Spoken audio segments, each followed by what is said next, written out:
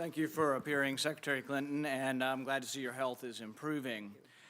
One of the things that disappointed me most about the original 9/11 was no one was fired. We spent trillions of dollars, but there were a lot of human errors. These are judgment errors, and the people who make judgment errors need to be replaced, fired, and no longer in a position of making these judgment calls.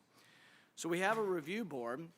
The review board finds 64 different things that we could change. A lot of them are common sense and should be done, but the question is, it's a failure of leadership that they weren't done in advance, and 4 lives were cost because of this.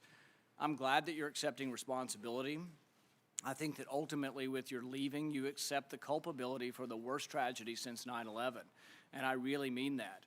Had I been president at the time, and I found that you did not read the cables from Benghazi, you did not read the cables from Ambassador Stevens, I would have relieved you of your post. I think it's inexcusable. The thing is that, we can understand that you're not reading every cable. I can understand that maybe you're not aware of the cable from the ambassador in Vienna that asked for $100,000 for an electrical charging station. I can understand that maybe you're not aware that your department spent $100,000 on 3 comedians who went to India on a promotional tour called Make Chi Not War. But I think you might be able to understand and might be aware of the $80 million spent on a consulate in Mashar al-Sharif that will never be built. I think it's inexcusable that you did not know about this and that you did not read these cables. I would think by anybody's estimation, Libya has to have been one of the hottest of hot spots around the world. Not to know of the request for securities really, I think, cost these people their lives. Their lives could have been saved had someone been more available, had someone been aware of these things, more on top of the job. And the thing is I don't suspect you of bad motives. The review board said, well, these people weren't willfully negligent. I don't think you were willfully. I don't suspect your motives of wanting to serve your country, but it was a failure of leadership not to be involved. It was a failure of leadership not to know these things. And so I think it is good that you're accepting responsibility because no one else is. And there is a certain amount of culpability to the worst tragedy since 9/11, and I'm glad you're accepting this. Now, my question is the U.S. involved with any procuring of weapons, transfer of weapons, buying, selling, anyhow transferring weapons to Turkey out of Libya? To Turkey? I will have to take that question for the record. Nobody's ever raised that with me. It's been in news reports that ships have been leaving from Libya and that they may have weapons. And what I'd like to know is the annex that was close by, were they involved with procuring, buying, selling, obtaining weapons? And were any of these weapons being transferred to other countries, any countries, Turkey included? Well, Senator, you'll have to direct that question to the agency that ran the annex.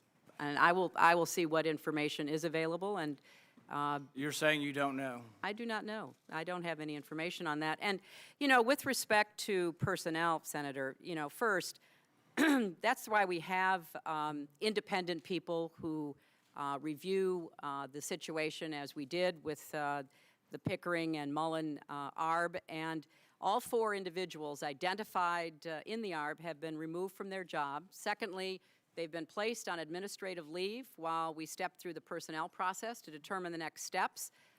Third, both Ambassador Pickering and Admiral Mullen specifically highlighted the reason why this is complicated, because under federal statute and regulations, unsatisfactory leadership is not grounds for finding a breach of duty. The ARB did not find these 4 individuals breached their duty. So I have submitted legislation to this committee, to the Congress, to fix this problem so future ARBs will not face the situation. But here's the problem. The review board has all these recommendations, but there's one thing they failed to address, and I think you've failed to address, and it sets us up for another tragedy like this. They should have never been sent in there without a military guard. This should have been an embassy like in Baghdad in a war zone, and it should have been under military guard, significant military guard, Defense Department command.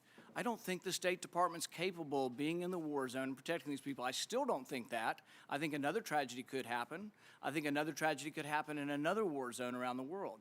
I think someone needs to make an executive decision. Someone needs to take leadership, and with that leadership should be that you shouldn't send them in with no Marines. You shouldn't send them in with Marines that are to guard records, not people. You shouldn't send them in with the same kind of ambassador or embassy staff that you have in Paris. I think that's inexcusable. Well, Senator, the reason I'm here today today is to answer questions the best I can. I am the Secretary of State, and the ARB made very clear that the level of responsibility for the failures that they outlined was set at the Assistant Secretary level and below.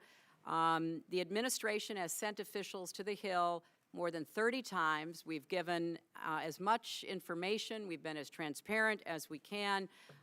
Obviously, we will continue to brief you and others to answer any and all questions that you have about going forward.